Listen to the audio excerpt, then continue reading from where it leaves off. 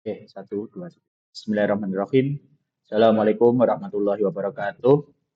Oke, pada kesempatan kali ini kita akan sama-sama belajar cara menggunakan atau mentahridz hadis, ya, mencari hadis dengan aplikasi Hadissoft ini. Jadi eh, untuk langsung saja, Hadissoft ini merupakan salah satu aplikasi yang bisa kita gunakan untuk mentahridz hadis, dan kelebihan daripada aplikasi ini adalah kita bisa menggunakan atau memasukkan kata kunci dengan bahasa Indonesia. Untuk aplikasi-aplikasi atau website yang sebelumnya itu kan kita menggunakan kata kunci atau kata dalam bahasa Arab. Tapi dengan aplikasi Hadissoft ini kita bisa mencari hadis dengan kata kunci bahasa Indonesia. Tentu saja yang kita perlukan yakni mendownload aplikasi Hadissoft. Nanti jika teman-teman menginginkan tentang cara mendownload dan linknya nanti akan saya berikan di kolom deskripsi. Nah, langsung saja kita buka aplikasinya dari Hadissoft ini. Untuk tampilan interviewnya, UI-nya nanti kurang lebih seperti ini. Nah, jadi di sini ada menu kitab-kitab hadis yang ada dalam aplikasi Hadissoft. Nah, mengenai ringkasan-ringkasan ilmu dan hal-hal yang bisa kita cari di aplikasi ini.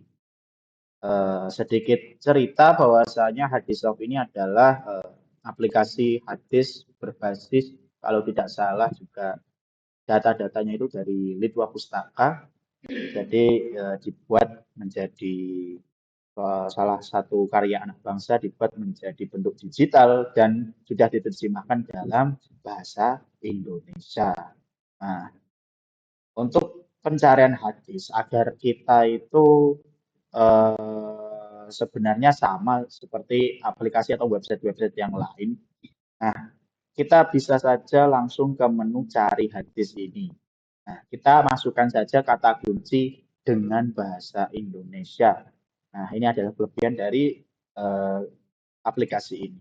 Nah, di kolom pencarian yang tiga ini, kita bisa memilih satu kata kunci, multi kata kunci, dan regular expression dan hadis tertampil. Artinya kita bisa melihatkan ya hadis-hadis yang atau kata kunci yang ingin disampaikan atau yang ingin kita cari. Kalau kita klik multi kata kunci, maka hadis yang akan kita dapatkan otomatis lebih banyak daripada satu kata kunci begitu. Langsung saja kita cari hadis yang innal ulama warasatul anbiya, ya. Sesungguhnya ulama. Nah, kita masukkan saja kata kuncinya di kolom pencarian. Mak, gitu aja. Nah, lalu kita klik enter, maka dia akan memproses secara eh, banyak. Nah, jadi terdapat banyak sekali ya kata-kata tentang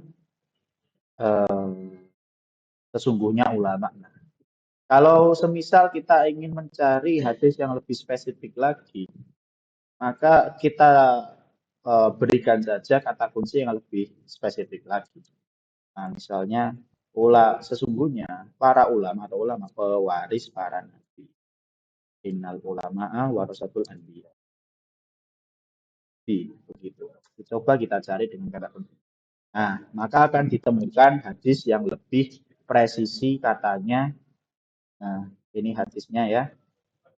Ada di Sahih Sunan At-Tirmizi, nomor hadis 2666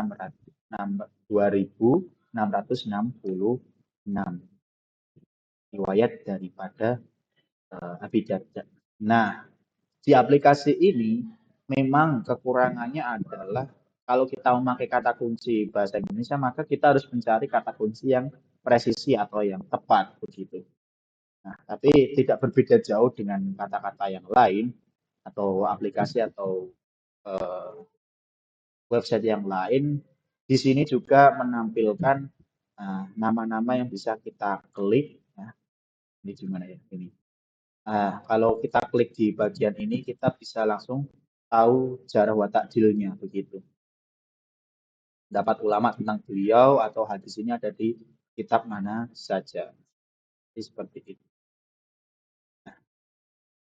Tapi yang namanya aplikasi memang tidak sepenuhnya semua itu memiliki apa ya? Pasti satu aplikasi dengan aplikasi yang lain memiliki plus dan minusnya. Terkadang di sini itu aplikasinya memang tidak konsisten dalam memberikan warna ya. Nah, kalau di sini kan ada keterangannya nih, warna yang biru lebih muda itu adalah tingkat sahabat. Tapi warna biru tua nanti itu dikenal sebagai orang yang sipoh. Nah, keterangan warna ini menunjukkan penilaian para ulama terhadap suatu apa terhadap seorang rawi yang ada dalam hadis tersebut begitu.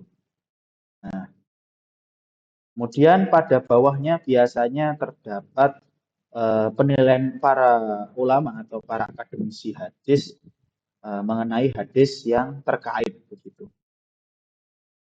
Ini tadi hadis yang kita cari sudah ketemu kan bahwasanya innal ulama warasatul anbiya. Ini ditemukan hadis yang secara lebih lengkapnya. Ada di kitab Sunan At-Tirmizi, Abu Dawud, Ibnu Majah, Ad-Darimi, Ustaz Ahmad dan Sahih Ibnu Hibban begitu. Jadi kurang lebih seperti itu. Nah, sekali lagi tidak ada yang sempurna dalam dunia ini, tapi setidaknya aplikasi ini memudahkan kita. Nah, contohlah salah satu ini, ketika kita mengklik namanya, maka akan diarahkan kepada semacam ringkasan nah, mengenai rawi yang dimaksud atau rawi yang terkait dalam hadis ini. Seperti contohnya ini, Uwaimir bin Malik bin Qais bin Umayyah bin Amir. Nah, pandangan para ulama disebutkan pendapatnya, biasanya disebutkan pendapatnya Ibnu Hajar Al-Asqalani dan Al-Dhahabi seperti itu ya. Nah, misal kita klik yang lain, maka akan ada keterangan-keterangan yang lain. Nah, nanti juga akan diberi keterangan jika rawinya itu terputus, maka seperti itu. Nah, ini adalah salah satu ya aplikasi yang memudahkan kita untuk mentakhrij hadis dalam bahasa Indonesia. Oke, cukup sekian yang dapat saya sampaikan. Kurang lebihnya mohon maaf. Terima kasih. Wassalamualaikum warahmatullahi wabarakatuh.